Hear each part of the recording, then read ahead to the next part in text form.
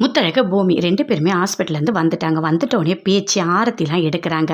"வாங்க, உள்ள வாங்க" அப்படின்னு சொல்றாங்க. அப்போ பேச்சோட அக்கா சொல்றாங்க, "நீ உயிரோட வரணும்னு சொல்லிட்டு நாங்க வேண்டாத தெய்வம் இல்ல. அந்த கடவுள் தான் உன்ன காப்பாத்தியிருக்காரு.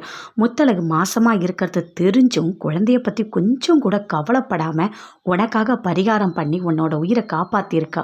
எனக்கு ரொம்ப சந்தோஷமா இருக்கு முத்தழக நெனச்சா" அப்படின்னு சொல்லிட்டு பேச்சோட அக்கா சொல்றாங்க. அத அப்படியே பார்த்துட்டு இருக்காங்க எல்லாருமே. அப்ப அங்கேருந்து வீரமுத்து வராரு. வந்து சொல்றாரு, "நீ வந்தது ரொம்ப பெரிய விஷயம்டா. நல்லா தெரிஞ்சுக்கோ. உனக்காக நான் சென்னிமலையில போயிட்டு அன்னதானம்லாம் குடுத்துட்டு வந்திருக்கேன். நீ நம்ப வீட்டு பையனா மட்டும் உள்ள வரணும்" அப்படின்னு சொல்லிட்டு உள்ள போறாரு. அத கேட்ட உடனே பயங்கரமா கோவம் வருது. பூமியோட தம்பிக்கு, "என்ன இப்படி பேசிட்டு போறாரு? இப்படியா பேசுவாரு? அண்ணிய குறை சொல்லிட்டு போறாரு" அப்படின்னு சொல்லிட்டு பேசிக்கிட்டு இருக்காரு. "சரி வாங்க வாங்க, உடம்ப தேத்தணும். உடம்பு எவ்வளோ அடிபட்டிருக்கு" அப்படின்னு சொல்லிட்டு சூசன் சொல்றாரு. 2 பேரும் உள்ள வாங்க அப்படின்னு சொல்லிட்டு. ஆனா முத்தழகு வரவே இல்ல. அப்படி யோசிச்சுட்டே நின்னுட்டு இருக்காங்க. இதெல்லாம் அஞ்சலி பார்த்துட்டு ஓரமா நின்னுட்டு இருக்காங்க. "உள்ள வாங்க" அப்படின்னு சொல்லிட்டு கூப்பிடுறாங்க. அப்பயும் முத்தழகு வரவே இல்ல. அப்படியே பூமி, முத்தழகு 2 பேரும் ஒவ்வொருத்தர பார்த்துக்கிறாங்க.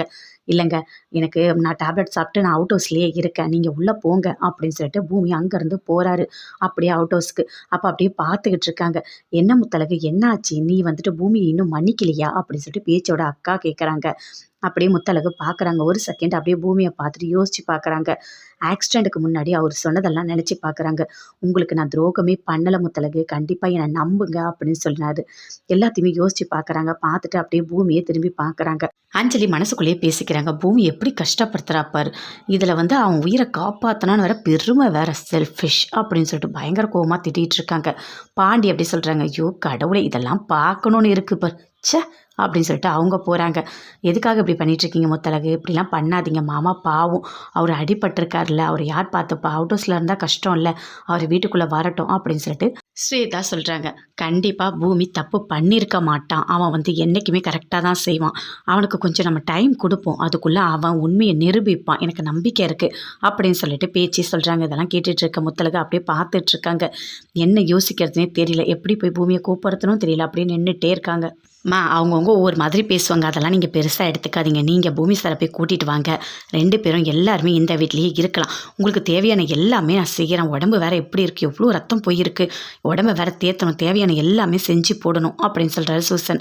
"பாத்தியா, சூசனுக்கு எவ்வளோ சந்தோஷமா இருக்கு. அது மட்டும் கிடையாது. நம்ம வீட்ல ஒண்ணுனா ஃபர்ஸ்ட்டு துடிக்கிறது அவன் தான் இருப்பான்.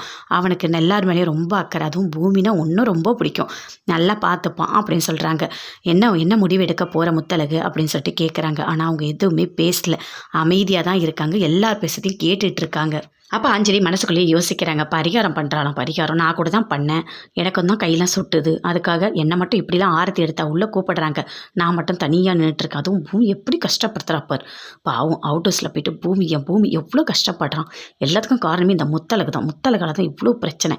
இவ என்ன பண்றதுன்னு எனக்கு தெரியல" அப்படின்னு சொல்லிட்டு ஒரு பக்கம் பயங்கரமா கோவப்பட்டுட்டு இருக்காங்க அஞ்சலி. அமுதன் சொல்றாங்க முத்தழகு கிட்ட, "இங்க பாருங்க அண்ணி, கண்டிப்பா அண்ணன் எந்த தப்பும் பண்ணியிருக்க மாட்டாரு. வீட்டுக்குள்ள கூப்பிடுங்க அவர.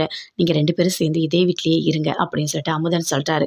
முத்தழகு பார்க்கறாங்க. அப்பயும் யோசிச்சுட்டு தான் இருக்காங்க. எந்த முடிவுமே அவங்க எடுக்கல.